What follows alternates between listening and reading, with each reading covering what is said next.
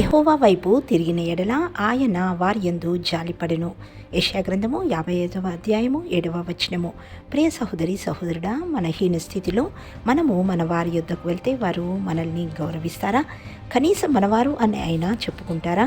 అందరూ మన హీన స్థితిని హేళన చేసేవారే.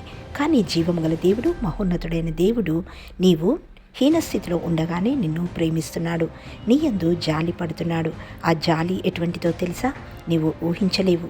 నీవు ఆయనను ఆశ్రయించి నీ పాత జీవితాన్ని వదిలి ఆయనను ఆశ్రయించావు.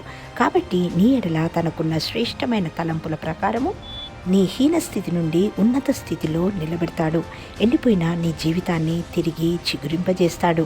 ఆయన వాగ్దానములను నీ ఎడల నెరవేరుస్తాడు. ఎవరూ ఇవ్వలేని ఆనందంతో, సంతోషంతో, సమాధానంతో నీవు ఆయన యొద్ద పొందుకుంటావు. విశ్వసించు, ప్రయత్నించు.